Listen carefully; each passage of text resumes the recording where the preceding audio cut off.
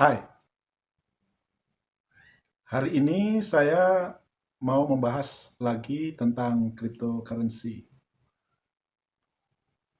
Tetapi kali ini saya ingin membahas lebih jauh apa yang mendasari pembuatan cryptocurrency. Di akhir tahun 1990-an, saya punya kesempatan mendapatkan buku-buku yang berbicara tentang pemerintahan dunia dan konsep satu dunia yang tanpa batas. Buku yang pertama berjudul The New World Order, karangan Pat Robertson. Buku yang kedua adalah Borderless World yang ditulis oleh Kenichi Ohmae. Sedangkan buku yang ketiga adalah The Road Ahead yang ditulis oleh Bill Gates. Nah, buku-buku ini membahas tentang kondisi dunia di masa depan, di mana teknologi membuat negara-negara seolah-olah tanpa batas. Teknologi membuat informasi mengalir dari satu tempat ke tempat yang lain tanpa batasan. Setiap orang di setiap negara bisa mengetahui apa yang terjadi di negara-negara yang lain. Dan setiap orang di semua negara bisa mengetahui apa yang diproduksi di setiap negara, berapa banyaknya, berapa harganya. Nah, ini akan memfasilitasi perdagangan atau bisnis antar negara yang semakin mudah. Setiap orang bisa mencari informasi di mana dia bisa mendapatkan barang tertentu dengan kualitas tertentu dengan harga tertentu. Nah, hal itu membuat setiap orang ingin bertransaksi dengan orang-orang lain di negara-negara yang lain atau di tempat-tempat yang lain.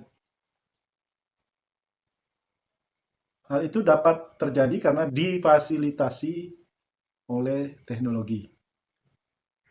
Saya sendiri selama lebih dari 20 tahun telah bekerja dengan orang-orang dari berbagai negara tanpa dibatasi oleh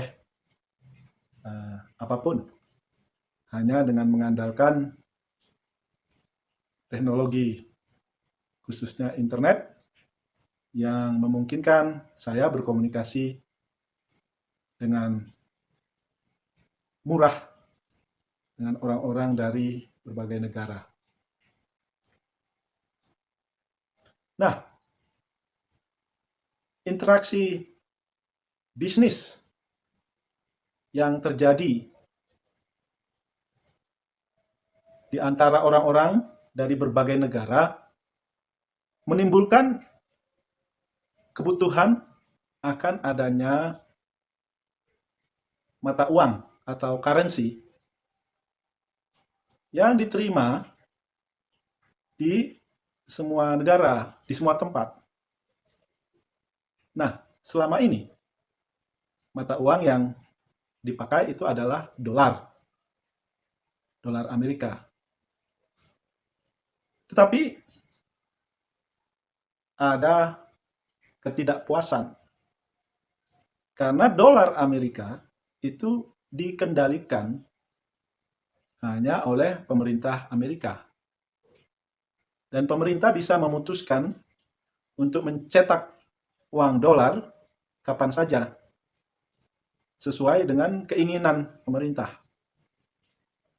Dan kecenderungannya adalah pemerintah Amerika mencetak lebih banyak dolar. Semakin lama semakin banyak dolar yang dicetak.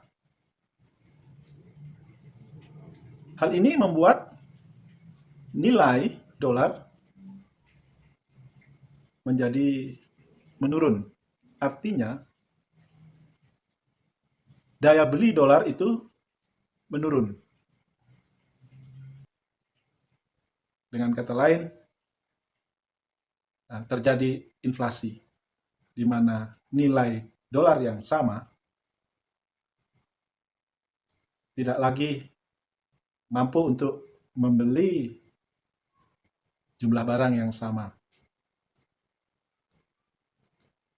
Nah, hal ini menimbulkan pemikiran untuk menciptakan suatu currency, suatu mata uang yang relatif stabil,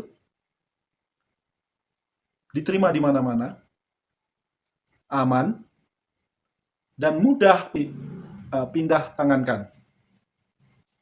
Yang istilahnya frictionless.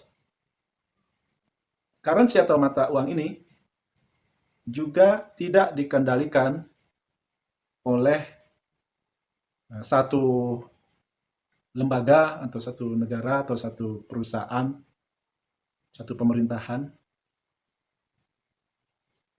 melainkan didesentralisasi. Artinya setiap orang bisa memberikan penilaian atau verifikasi. Nah, disinilah timbul pemikiran tentang cryptocurrency. Cryptocurrency yang pengembangannya didasarkan pada konsep dan platform blockchain menawarkan semua yang dibutuhkan oleh sebuah mata uang universal. Ia tidak dikendalikan oleh satu orang, satu lembaga, satu organisasi, satu negara, atau satu perusahaan tertentu. Tetapi dikendalikan oleh sebanyak mungkin orang.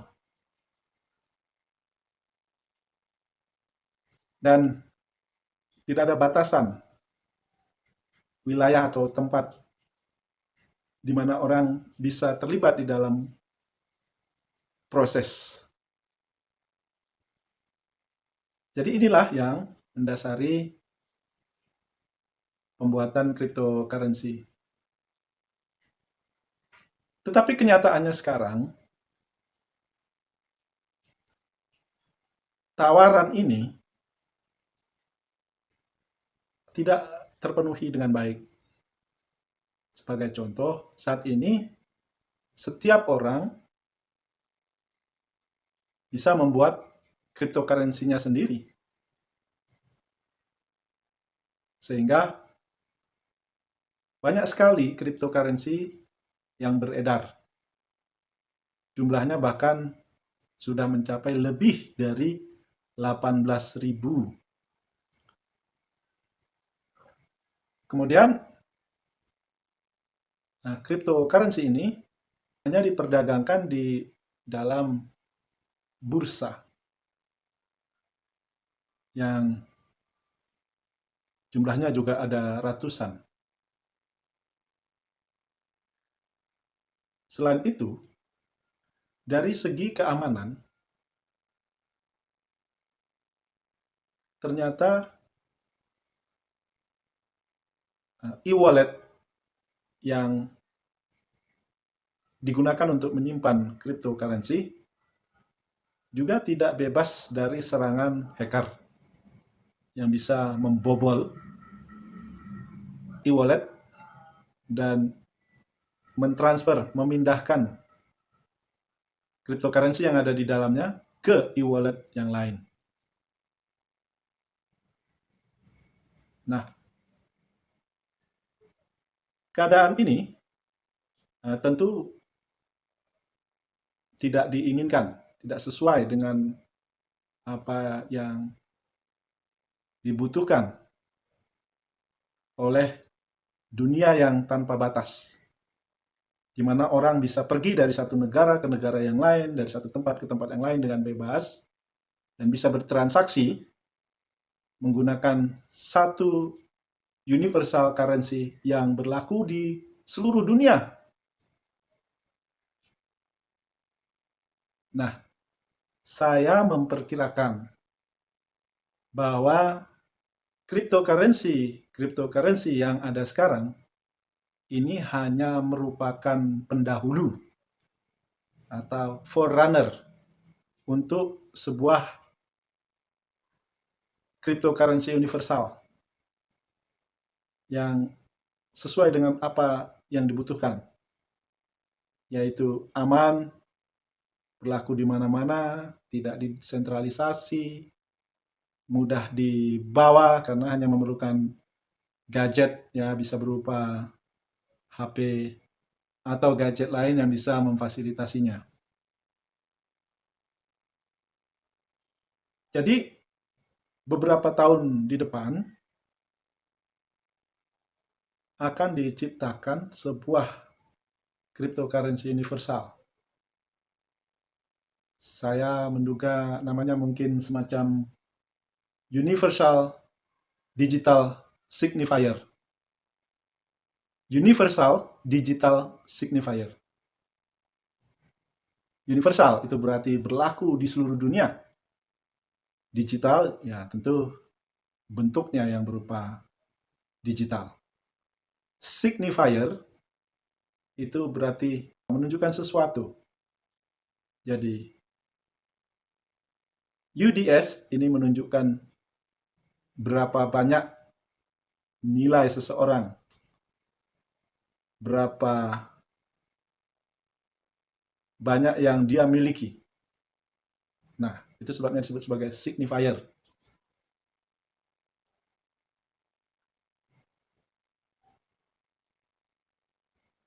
Nah, perkiraan saya dalam Forum Ekonomi Davos 2024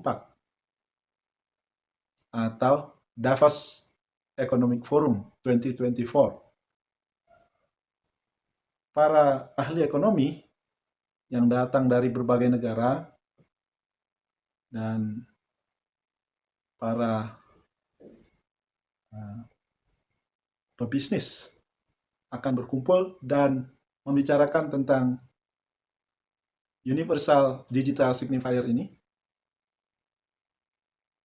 dan mengambil kesimpulan perlunya dibuat satu UDS. Lalu mereka akan menunjuk suatu komisi ahli yang akan ditugasi untuk membuat Universal Digital Signifier ini. Nah, pada saat itu terjadi, maka seluruh cryptocurrency yang ada sekarang akan mengalami kemusnahan. Karena semua orang akan beralih kepada UDS. Nah, karena itu ya bagi para pemilik cryptocurrency yang ada sekarang, ya untuk beberapa tahun ke depan mungkin masih bisa memperjualbelikan atau memiliki cryptocurrency yang ada. Tetapi beberapa tahun ke depan semuanya tidak akan berlaku lagi. Demikianlah ulasan saya. Sekian, terima kasih, sampai jumpa.